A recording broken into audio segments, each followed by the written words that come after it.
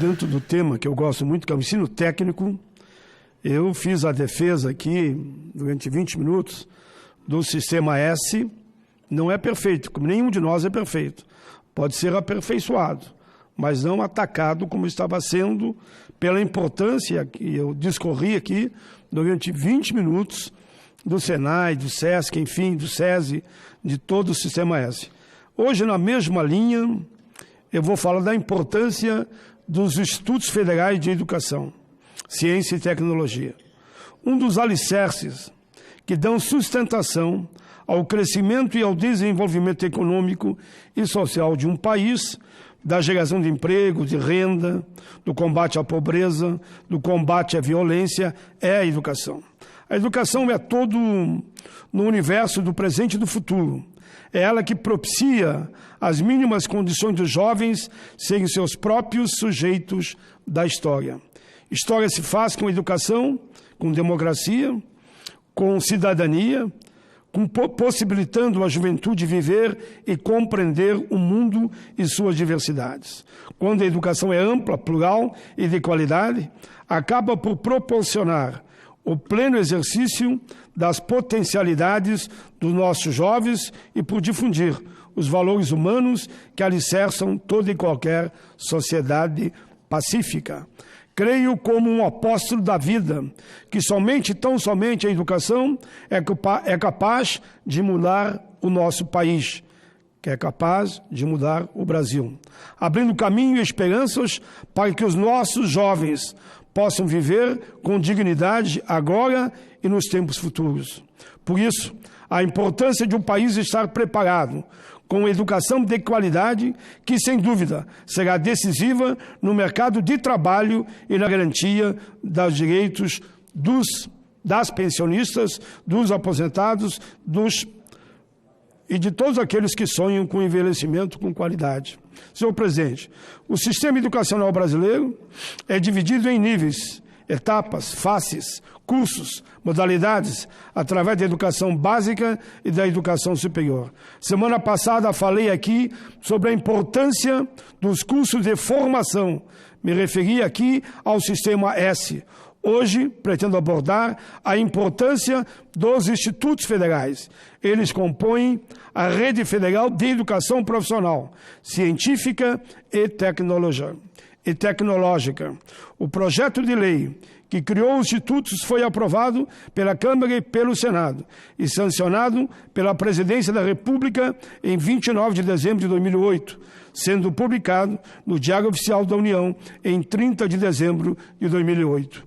Os institutos federais têm forte inserção na área da pesquisa e extensão, visam estimular o desenvolvimento de soluções técnicas e tecnológicas e estendem seus benefícios a toda a comunidade. Eles formam profissionais com o objetivo de suprir a demanda de mão de obra técnica qualificada, buscando integrar conhecimentos básicos e técnicos, preparar os estudantes para a vida e para o exercício da cidadania. A indústria absorve muito esses profissionais. Os institutos federais têm autonomia nos limites da sua área de atuação territorial para criar e avançar em cursos, bem como para registrar diplomas dos cursos por ele oferecidos, mediante autorização do seu Conselho Superior. Cada Instituto Federal é organizado em estrutura com vários campos, com propostas orçamentárias, anual identificada para cada campus e reitoria, equiparando-se às universidades federais. Os institutos federais eram baseados apenas nas capitais dos estados. Hoje, 2003 até 2015, eu posso dizer que os institutos federais começam a ser expandidos para o interior do nosso país. Graças a uma nova postura governamental, ocorreu um salto fabuloso de investimentos nessa área. Em 2003, constatava-se praticamente nos dedos o número de escolas desse tipo no Brasil. Em 2002, limitava-se a 140 campos. Hoje, são 644 unidades organizadas em 38 institutos federais. Conforme o Conselho Federal das Instituições da Rede Federal de Educação Profissional, Científica e Tecnológica, CONIF, os institutos federais estão nas 5 regiões do país, em 568 municípios. Repito, com 644 unidades de ensino que promovem o conhecimento, as habilidades, a criatividade, o pensamento crítico e a formação cidadã de estudantes de diferentes situações socioeconômicas. A educação profissional, científica e tecnológica brasileira prepara jovens para um mundo em constante transformação e profissionais para exercer atividades em ambientes cada vez mais diversificados. Ela é composta por 38 institutos, repito, 2 Centros Federais de Educação Tecnológica, CEFETs, o Colégio Pedro II, escolas técnicas vinculadas às universidades federais. Atualmente, as instituições contam com 72 mil servidores, docentes e técnicos, e atendem cerca de 800 mil alunos em cursos presenciais e à distância. Conectada com várias culturas e nações, a Rede Federal possui parceria com inúmeras entidades internacionais, possibilitando a modalidade de estudantes e professores em uma sociedade contemporânea e plural, promovendo a diversidade de experiências e saberes. Ainda conforme o CONIF, abro aspas, antigamente as escolas formavam sapateiros, pedreiros, trabalhadores para a indústria. Hoje, formam, sim, dentro do limite, mas avançaram muito, formando cidadãos para o mundo. Profissionais qualificados, preparados para atender aos desafios das novas tecnologias, da inovação. Isso mostra a capacidade e o impacto dessa rede centenária para a sociedade brasileira. Amigos e amigas, as coisas boas que são feitas em nosso país, salvo raras exceções, não recebem o reconhecimento necessário, que eu sou um daqueles que uns reconhecem sim, fazem isso nesse momento. Entre 2000 e 2014, mais de 1 bilhão foram investidos e foram repassados também 1,5 bilhão a 23 estados para o programa Brasil Profissionalizando. Em 2016, chegou a atender 1 milhão de estudantes. Outra ação realizada foi o acordo de gratuidade com as entidades que compõem o Sistema S, que falei aqui na sexta-feira. Com essa integração, foram geradas mais de 350 mil matrículas gratuitas nas escolas do SENAC e do SENAI. Importante destacar que o Programa Nacional de Acesso ao Ensino Técnico e ao Emprego, PRONATEC, atendeu 8 milhões de brasileiros até 2014, mediante cursos técnicos e de qualificação profissional, além de bolsas e financiamento estudantil. Nos anos de 2013 e 2014, os institutos federais contrataram mais de 700 projetos de pesquisa, desenvolvimento, inovação, junto ao Conselho Nacional de Desenvolvimento do lado científico e tecnológico do nosso CNPq. Grande parte deles envolvendo parcerias com instituições do setor produtivo em todas as regiões do país. Foram financiados cerca de 60 milhões de reais. Os institutos captaram mais de 1,8 milhão de reais em contrapartida financeira e mais de 7,7 milhões em contrapartida não financeira. Em 2015, foram credenciados 5 polos de inovação junto à Empresa Brasileira de Pesquisa e Inovação Industrial, Embrapil, após terem passado por critérios muito firmes e, eu diria, de fiscalizadores num processo de seleção. Exemplos de projetos desenvolvidos pelos institutos federais. Vou dar alguns exemplos. Veículos elétricos para reciclagem de resíduos sólidos não tripulados e de transporte urbano. Bengala para auxiliar pessoas com doença de Parkinson. Veículos adaptados à modalidade de cadeirantes em praia.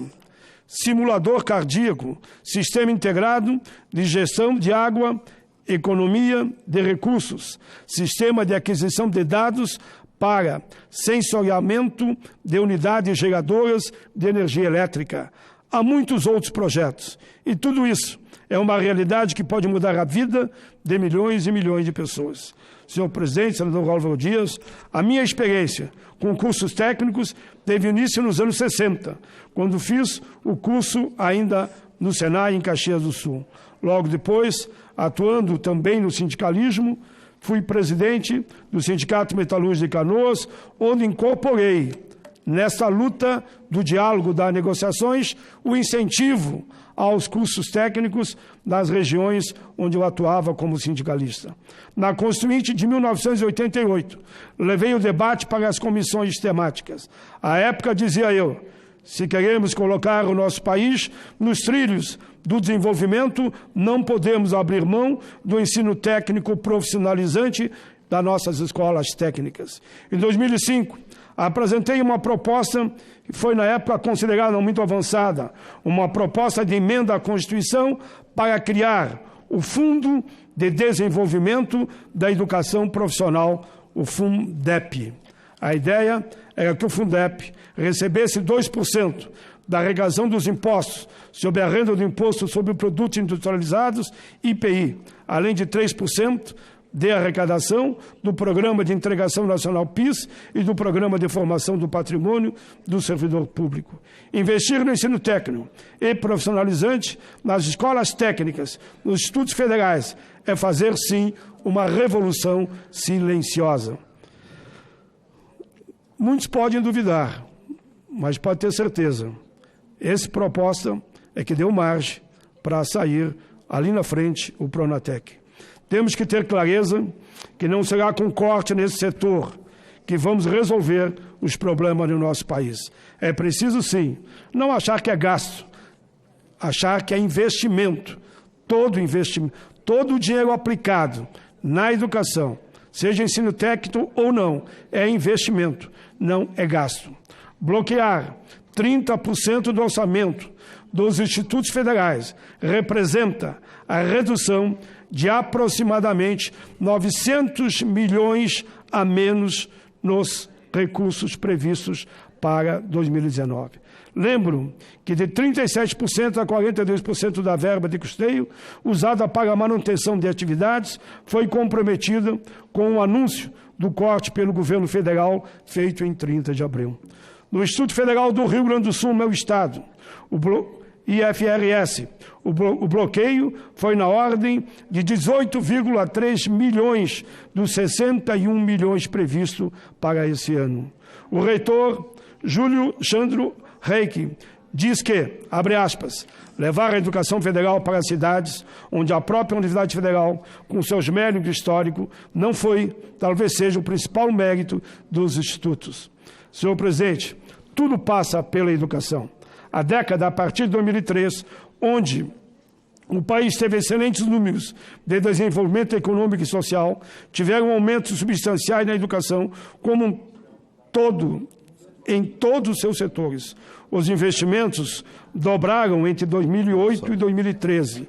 Em termos reais, houve aumento em todos os 12 anos subsequentes, combinando com o investimento de mais ou menos 128, vamos ser preciso aqui, 127,9 bilhões em 2015, e mais na frente, 137,2 bilhões em termos reais, porque foi atualizado. Desse crescimento, destaca-se o aumento entre 2008 a 2013, quando os valores praticamente dobraram, saltando de 667 bilhões para 126,7 bilhões, já com a correção inflacionária.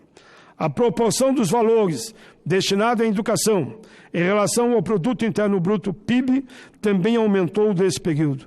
Entre 2006 e 2013, o número aumentou de 4,9% para 6,9%, segundo o dado do Instituto Nacional de Estudos e Pesquisas Educacionais, Anísio Teixeira, INEP. Segundo a própria imprensa brasileira, o orçamento para a educação em 2003 era de 18,1 bilhões, pulando para 54,2 bilhões em 2010. Este salto de quase 3 vezes o valor em 8 anos. Se considerarmos até 2016, o montante atingiu a 100 bilhões de reais. Enfim, avançamos. Temos ainda o ProUni, o maior programa de concessão de bolsas para o ensino superior no mundo. Até 2015, 2,55 milhões de pessoas tiveram acesso às universidades. E pelo FIES, Fundo de Financiamento para o Ensino Superior Privado, já existente, mas reformulado e fortalecido, foram 2,14 milhões os beneficiados. Nessa mesma década, foi idealizada a reestruturação e a expansão de universidades federais, processo de expansão sem precedentes na história do Brasil. O REUNI permitiu que a universidade pública chegasse ao interior do país. Em todo o Brasil, graças ao programa, foram criados 173 campos universitários e 18 universidades federais. O número de matrículas duplicou de 2003 para 2014, de 505 mil para 932 mil. O número de professores universitários da rede federal também aumentou nesse período de 40,5 mil para 75,2 mil. Enfim, nas antigas construções, há século, a pedra fundamental utilizada era a angular. Pode ser a primeira a ser assentada, a mais forte, a pulsante. Ela definia as linhas entre as paredes, mas apontava o caminho, a base. O início da existência se dava ali. A educação é a pedra angular de uma nação, o crepúsculo da sociedade, os ensinos que batem rumo ao futuro, os sinos que batem rumo ao futuro com o ensinamento, o somatório de todo o conhecimento que deságua em oceanos de sabedoria. Somente a educação liberta, acende o fogo da consciência, derruba os muros do conformismo, capacita as mentes e as mãos para a construção de um novo alvorecer. Educação é vida.